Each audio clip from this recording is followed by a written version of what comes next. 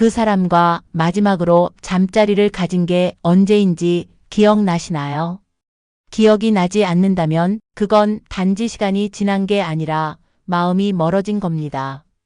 오늘은 어쩌면 불편할 수도 있는 이야기, 하지만 더 이상 피하면 안 되는 이야기, 중년의 성생활에 대해 나눠보려 합니다. 요즘은 그냥 손만 잡고 자요. 괜히 꺼내면 민망할까봐 말도 못 꺼내요. 그게 그렇게 중요해요? 이런 말들 들어보셨나요? 아니면 당신의 이야기인가요? 중년이 되면 몸이 먼저 마를 겁니다. 예전 같지 않다는 걸 슬쩍 신호로 보내오죠. 그리고 그때부터 우리는 성이라는 주제를 회피하기 시작합니다. 성생활이 점점 줄어드는 걸 마치 나이 드는 자연스러운 과정처럼 혹은 애써 무시해도 되는 문제처럼 스스로를 설득하며 살게 됩니다. 하지만 말입니다. 성은 단지 육체적인 행위가 아니라 관계의 온도입니다. 첫째, 성생활의 변화는 감소가 아니라 형태의 변화입니다. 많은 사람들이 중년의 성생활을 줄어드는 것으로만 이해합니다. 하지만 실제로는 패턴이 바뀌는 것에 가깝습니다.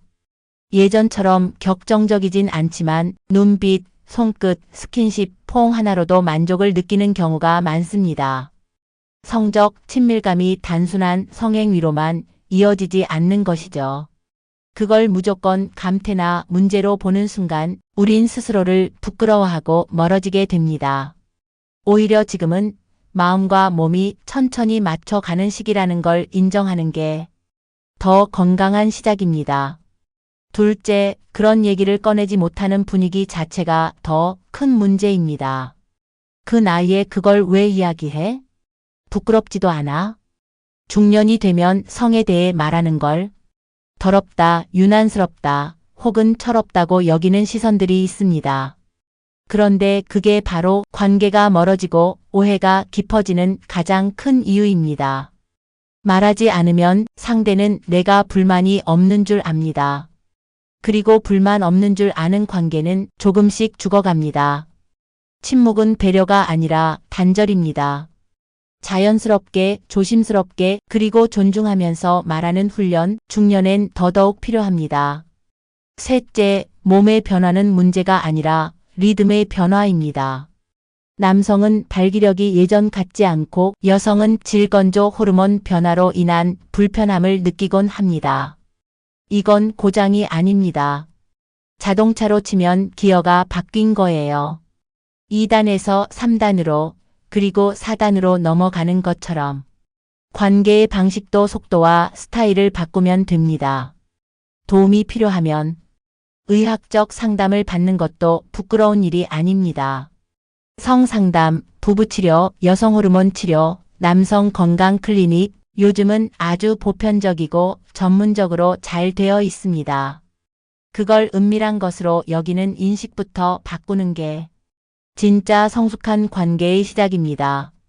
넷째, 성생활은 중년에게도 삶의 활력소입니다. 우리는 종종 성을 젊음과 연결짓습니다. 그래서 나이 들면 그건 자연스럽게 사라져야 한다고 생각하죠. 하지만 실제로는 건강한 스킨십과 친밀감은 우울증을 예방하고 자존감을 지켜줍니다. 자신이 사랑받고 있다는 감정, 서로가 여전히 소중한 존재라는 인식은 단순한 말이나 행동 이상으로 큰 힘이 됩니다. 이건 결코 부끄러운 문제가 아닙니다. 살아있는 사람의 가장 인간적인 감정이자 오래도록 유지되어야 할 연결의 표현입니다. 다섯째, 혼자서 해결하려 하지 마세요. 많은 중년들이 성적인 문제를 자기 혼자만의 문제로 감추고 삽니다. 부끄럽고 민망하고 괜히 말 꺼냈다, 관계까지 틀어질까 두려워서요. 하지만 부부든 연인이든 두 사람이 만들어가는 리듬은 반드시 대화로 맞춰야 합니다. 때로는 직접 말하지 못할 수도 있겠죠. 그럴 땐 글로 혹은 전문가를 통해서라도 조금씩 내 마음을 표현해 보세요. 감정을 묻어두는 건 결코 평화를 유지하는 방법이 아닙니다. 지금 당신이 겪고 있는 변화는 결코 당신만의 문제가 아닙니다. 중년의 사랑은 이제 설렘만이 아닌 이해와 존중, 그리고 새로운 방식으로 소통하는 연습입니다.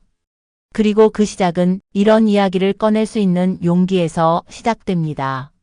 지금도 마음 한구석에서 조금은 부끄럽고 조금은 아쉽고 조금은 다시 기대해보고 싶은 감정이 있다면 그건 사랑을 다시 시작할 수 있다는 가장 분명한 신호입니다. 다음 영상이 기다려진다면 구독과 좋아요, 그리고 알림 설정까지 꼭 눌러주세요.